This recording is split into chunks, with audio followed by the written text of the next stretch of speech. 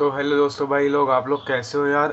सबसे पहले यार मैं कहना चाहता हूँ आप लोगों को, भाई ये जो चैनल होगा ना, ये चैनल होगा टीचिंग के बारे में। यानी कि ट्वेल्थ के जो भी आपके कॉन्सेप्ट्स है छोटे छोटे, मैं उनको कवर करूँगा इस चैनल के अंदर। और अगर आप लोगों की जैसी इच्छा रहेगी, आप लोगों को मेरा पढ़ाने का तरीका अगर पसंद आया, तो मैं उस हिसाब से जैसा आप लोग कहेंगे कमेंट सेक्शन में वैसी वीडियोस बनाऊंगा। तो भाई आज की जो वीडियो होने वाली है ना, वो होने वाली है कूलम्स लॉ के ऊपर। तो भाई जिसको भी कूलम्स लॉ नहीं समझ आता है ना, मतलब जिसने भी अब तक कूलम्स लॉ पढ़ा नहीं है या पढ़ा भी है तो समझ नहीं आया है, ये वीडियो देखने के बाद ना उसको समझ आएगा। मगर इस वीडियो को जब तक अगर उसने पूरा नहीं देखा ना, तब तक उसे कुछ समझ नहीं आने वाला। तो भाई लोग प्लीज़ इस वीडियो को लाइक शेयर सब्सक्राइब कर देना यार, ठीक है, ताकि और आगे आगे वीडियो पहुँचे और मैं और अच्छे अच्छे वीडियोज़ बनाऊँ। और बेल आइकन को ऑन कर देना, ऑल पे कर देना, ताकि आप मेरी सारी लेटेस्ट वीडियो देख पाए। तो भाई सबसे पहले हम लोग आज क्या पढ़ने वाले हैं, कूलम्स लॉ। हेडिंग लिख लेते, कूलम्स लॉ। तो भाई लोग आज हम लोग पढ़ने वाले कूलम्स लॉ। डायग्राम बना लेते कूलम्स लॉ की, एक बार पढ़ के बता देता हूँ मैं आपको, फिर डेफिनेशन भी लिख दूंगा, आप लोग लिख लेना स्टॉप करके। कूलम्स लॉ देखो होता है यार, द फोर्स ऑफ अट्रैक्शन और repulsion between two stationary points Q1 and Q2। Two stationary points, Q1 हो जाएगा ये हमारा हो जाएगा Q2, Q1 Q2, ठीक है। is directly proportional to the product of Q1 Q2 and inversely proportional to the square of the distance r between them। Inversely proportional to the square of the r distance between them. जो इन दोनों के बीच में distance है ना, ये हमारी क्या होगी, r होगी, ठीक है, ये हमारी होगी r, ठीक है। तो भाई इसमें क्या होता है कूलम्स लॉ में, ये हमें बताता है कि भाई दो point charges Q1 and Q2 के जिनके बीच में जो डिस्टेंस r है, वो उन दोनों के बीच में कितना फोर्स लग रहा है, चाहे वो फोर्स रिपल्शन की वजह से हो या फोर्स अट्रैक्शन की वजह से हो, ठीक है। तो मैं अब आपको डेरिवेशन बता देता हूँ इसकी, पहले मैं डेफिनेशन लिख देता हूँ। लो भाई आप लोग मेरे साथ साथ लिखते रहिए डेफिनेशन, ठीक है।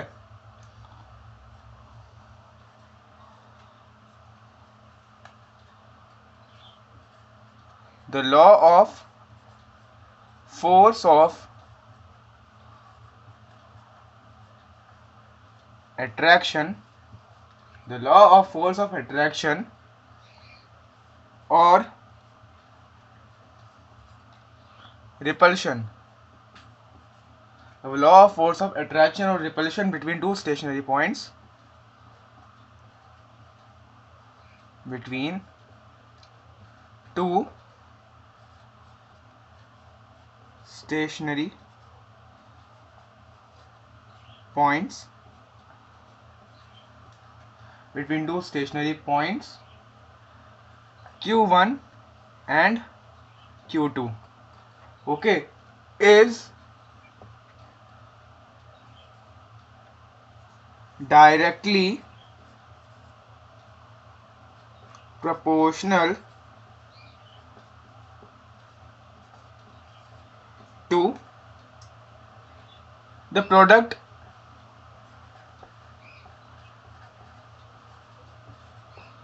Q1 Q2, ओके, और इनवर्सली प्रोपोर्शनल होता है and is inversely proportional to the square of distance between them. पढ़ लेते हैं आप लोगों के लिए। The law of force of attraction और repulsion, the law of force of attraction और repulsion between two stationary points Q1 Q2 is directly proportional to the product of Q1 Q2 and is inversely proportional to the square of distance between them। distance between them मतलब r, ठीक है, जो यहाँ पे हमने दे रखा है। भाई देखो ये तो होगी कूलम्स लॉ की डेफिनेशन, और मैंने आपको समझा दिया भाई कि कूलम्स लॉ क्या होता है और किस चीज़ के लिए इस्तेमाल किया जाता है। एक दो पॉइंट चार्जेस Q1 Q2 के बीच में फोर्स निकालने के लिए इस्तेमाल किया जाता है। आप लोग इस वीडियो को पॉज करके इस डेफिनेशन को लिख सकते हो अपनी कॉपी में। लिख लिया? लिख लिया?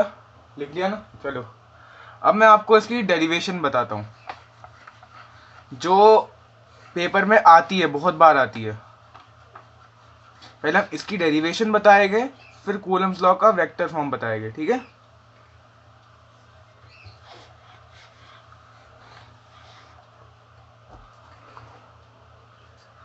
चलो अब इसकी डेरिवेशन करते हैं। इसकी डेरिवेशन बहुत ही सिंपल है, मेरे साथ साथ लिखते जाना और समझते जाना, ठीक है? और जो ना समझ आए कमेंट सेक्शन में डाल देना, मैं अगली वीडियोस में उस चीज़ को आपकी पक्का क्लियर करूँगा, ठीक है? मगर कमेंट सेक्शन में डाल देना और कोई वैलिड पॉइंट के साथ। तो देखो इसमें क्या होता है, जैसा हमने डेफिनेशन लिखा था, f is directly proportional to Q1, f is directly proportional to Q2, और इन दोनों को अगर मिलाएंगे, इन दोनों का product, f is directly proportional to Q1 Q2, और Q1 टू Q2 हो गया। उसके बाद हमारी डिस्टेंस बची, तो f is inversely proportional to square of distance between them, r square. f is directly inversely proportional to 1/r square.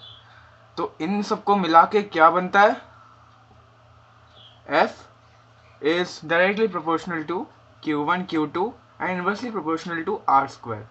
इसको हटाएंगे, f is equals to Q1 k लग जाएगा हमारा, इसको हटाने के बाद proportionality constant Q1 Q2 upon r square, ठीक है? f is equals to k Q1 Q2 upon r square. इसके बाद इसको और आगे करेंगे तो k जो होता है, k की वैल्यू हमारी होती है 1/4 पाई एप्सिलॉन नॉट, ठीक है? k की वैल्यू होती है Q1 Q2 upon r square, ठीक है? इतना हो गया हमारा।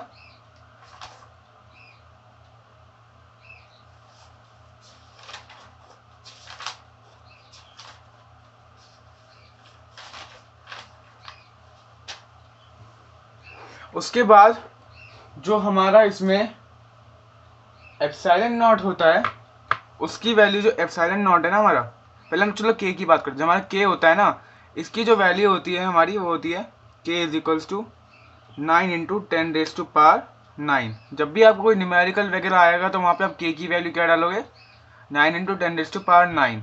और हमारा ये एप्सिलॉन नॉट जो इधर है, इसकी जो वैल्यू होती है हमारी, इसकी हमारी वैल्यू होती है 8.85 into 10⁻⁻12 coulomb square upon newton metre square, ठीक है भाई? ये चीज़ याद रखना, एप्सिलॉन नॉट की ज़्यादा आती नहीं है, मगर अगर आए तो डाल देना, ठीक है? के की वैल्यू आएगी आपके न्यूमेरिकल्स जो मैं अगली वाली क्लासेस में आपको कराऊंगा, उनमें आपको के की वैल्यू डालनी है और आंसर आ जाएगा। तो भाई लास्ट में हमारी जो इक्वेशन बनी है वो क्या बनी, f is equals to 1/4 pi epsilon naught Q1 Q2 upon r square, या f is equals to k Q1 Q2 upon r square. k को ही हम इलोंगेशन करके 1/4 पाई एप्सिलॉन नॉट लिखते हैं, ठीक है भाई?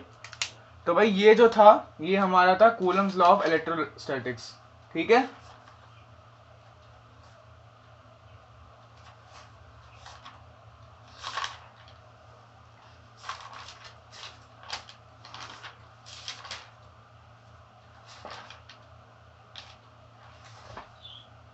तो भाई लोगों, अब हम लोग करने जा रहे हैं vectors law of coulomb law, ठीक है सर? मतलब vector form of Coulomb's law करने जा रहे हैं हम अगला।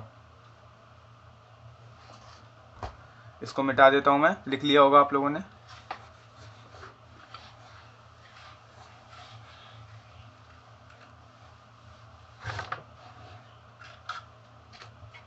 भाई ये कूलम्स लॉ का हमारा अब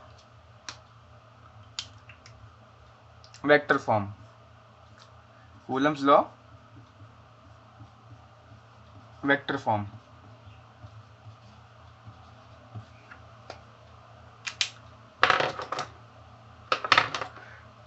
पहले इसकी डायग्राम बना लेते हैं हम लोग।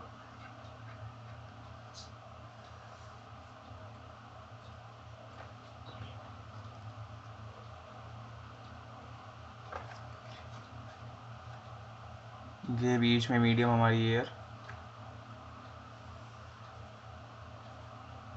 और ये हमारा होगा यहाँ पे Q2, ये हमारा हो गया यहाँ पे Q1। ठीक है, यहाँ पे जो फोर्स एक्सर्ट किया गया वो F12, और यहाँ पे जो आगे फोर्स जा रहा है वो F21। ठीक है, यहाँ पे हमारा जो यूनिट वेक्टर होगा वो हमारा होगा R21, और यहाँ पे जो हमारा यूनिट वेक्टर होगा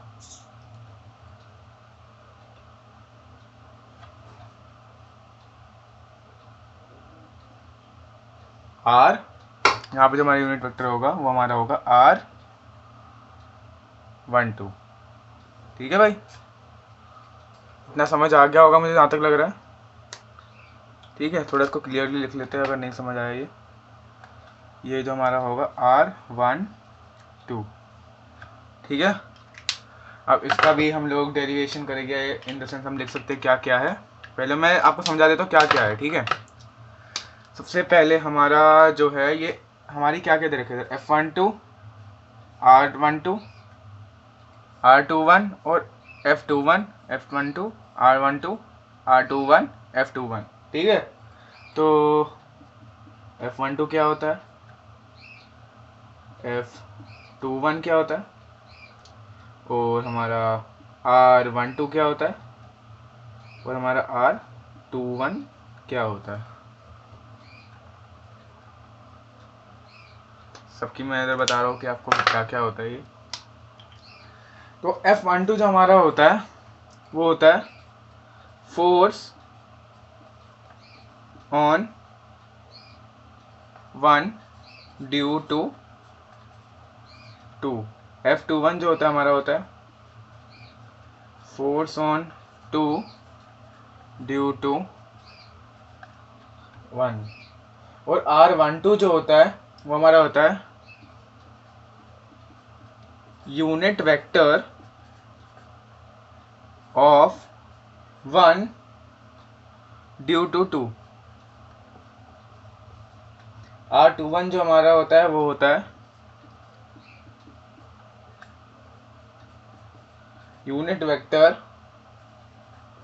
of two due to one. ठीक है, यार मतलब देखो समझ आया ना, यहाँ पे जो फोर्स लग रहा है वो F12 है। F12 हमारा क्या है, force on one due to two. वहां से जो फोर्स लग रहा है वो है हमारा force on two due to one, और जो यूनिट वेक्टर होता है ये R12 हमारा यूनिट वेक्टर, R21 हमारा यूनिट वेक्टर है, ये हमारा unit vector of one due to two. फिर हमारा R21 है, ये हमारा unit vector of two due to one. ठीक है, इतना समझ में आ गया होगा। अब इसकी डेरिवेशन करते हैं। डेरिवेशन इसकी ज़्यादा नहीं है, बस हमें बताना है इसमें कि F12 में कितना फोर्स एक्सर्ट हो रहा है, F21 में कितना फोर्स एक्सर्ट हो रहा है, फिर हमारा वेक्टर फॉर्म हो जाएगा। ठीक है, इसको मैं थोड़ा सा मिटा देता हूँ, आप लोगों ने लिख लिया होगा अगर। ठीक है, मिटा दूँ? ठीक है,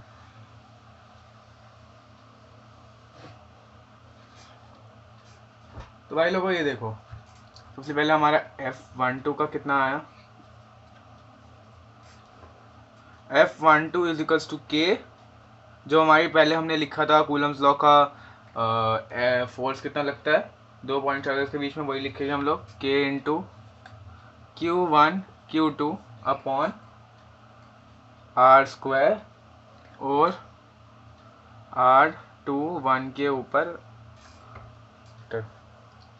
जो कि F12 F21 देख लो, F21 इसका उल्टा हो जाएगा। ये देखो आपने एक चीज़ देखी होगी, 1 2 है तो इस पे R21 है, वैसे ही दूसरे पे उल्टा हो जाएगा, K Q1 Q2 upon R square R12। ठीक है, समझ में आ गया इतना?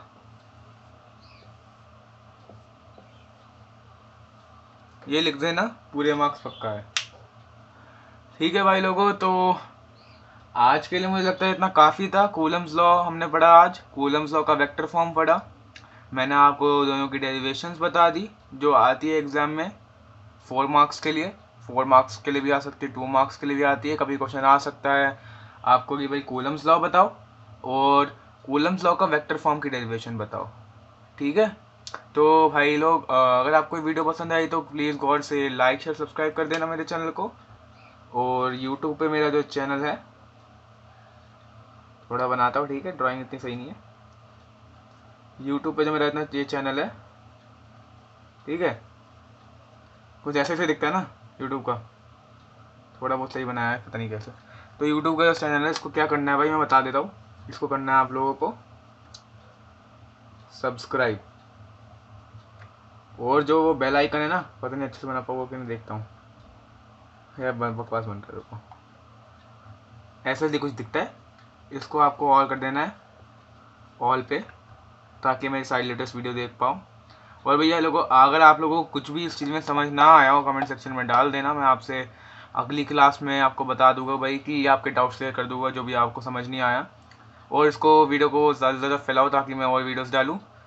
नमस्कार, मिलते हैं आप लोगों से अगली वीडियो में, तब तक के लिए बाय।